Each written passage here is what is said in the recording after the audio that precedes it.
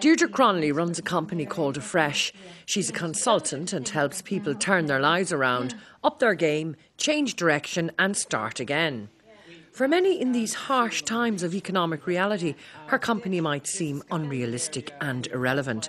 But Miss Cronley doesn't do negative, and she believes now more than ever you have to beat the recession and depression. What I'd say to people is look at the bigger picture. There's always people who are worse off than you. There's always people who are better off than you. And what you have to do is look at the bigger picture and look at the little steps that you need to take on a day-by-day basis in order to get you to the next level. So whether that means getting out of bed half an hour earlier, whether that means putting yourself out and talking to people, whether that means getting that CV out again, or whether that means even looking further afield. That's what I'd be saying to people in that situation. But it's critical that if you want to make a change in the society we're in today, the times we're in, it's absolutely vital to develop the right mindset.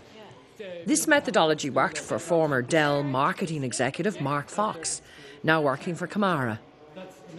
Camara takes old computers, retired computers, and we refurbish them with educational software. And we put them in boxes and we send them to 6 African countries, to schools and colleges. To date, we've sent 16,000 computers to Africa. Last year, I got 6,500 computers from companies all around Ireland. That was a 40% increase in the previous year. Those 6,500 computers will generate an educational impact for 200,000 African children. I was still a little bit uncomfortable about moving into the green sector because I'd been in the corporate world in a marketing, series of marketing positions. But Deirdre, in a number of consultations, challenged me, and she said, "No, Mark, you've got to have self-belief, and you've got to go with what really matters to you." It worked for Mark, but there are many not as lucky. Well, if you're not having any luck here in terms of sending out your CVs, do what we all did 15, 20 years ago. Get on the plane, get on the boat. That's where we all got our great experience. And that takes real courage, confidence and motivation. But as a people, we have an awful lot to offer. And then in 5 years' time or whatever, once we have that experience, you bring it back into the country and rebuild it like we did 10, 15 years ago. Dee Daly, a former Eircom project manager, was stuck in a rut.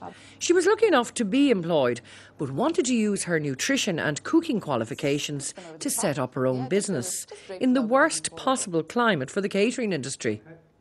And that's where Dee came in AFRESH. She helped me crystallise my ideas. We set about with an action plan. I worked on setting up my delightful.ie website, my company logo, all those sort of things that you need to do when you want to start your own business.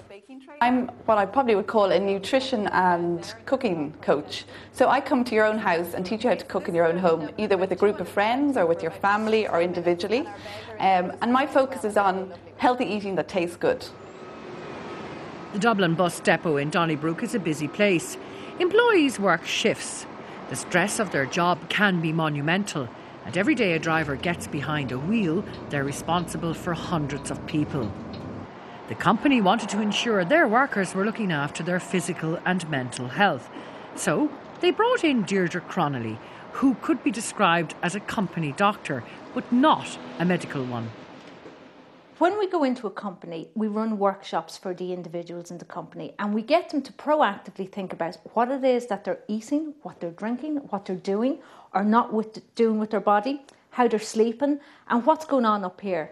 So we go in and we motivate the employees to think about how can I change my lifestyle so that I'm more motivated, not just in work but also personally. So that makes me more productive, it makes me healthier, it means that my absenteeism levels are going to be down, and overall as an employee, I'm feeling better. Well, it has created a massive change in my life. I went from a 20-year couch potato to doing a little bit of exercise. I eat a whole lot healthier than I used to. Very careful with sugars and fats, what's good and what's not good. And I've started taking exercise for the first time in 20 years. But who'd think that the fast food chain McDonald's would take this approach? Basically, I cut down from the amount of fizzy drinks and caffeine I was taking and drank lots more water. This helped my sleeping patterns, because during the night I found I was waking up a couple of times and wasn't sleeping that well. So when I started to reduce the amount of caffeine in fizzy drinks and drank more water, I found I was sleeping more frequently during the night, which in turn gave me better form for the day, lots more energy for work and my personal life.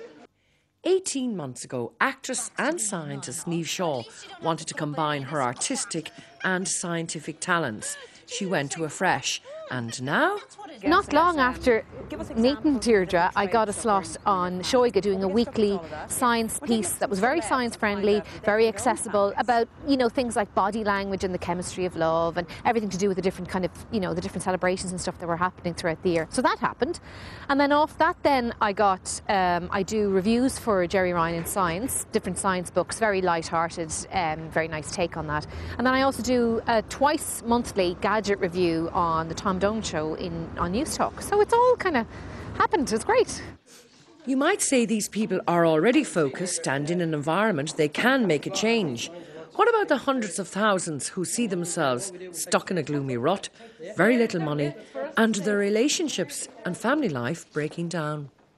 If it comes to that, then we need to be looking at seriously pooling our resources. Do we need to be moving in with other members of the family? Do we need to be looking at our friends who might be in similar situations and saying, look, is there any way we can, pool things together so we make this easier for all of us? Or maybe we actually need to downscale. Do we need to get out of the country? Do we need to do something totally radically different? Because there's no point in letting those type of things overcome us completely. And there's no point in sinking into doom and gloom and depression, because that's not going to serve us and it's not going to serve our country in the long run.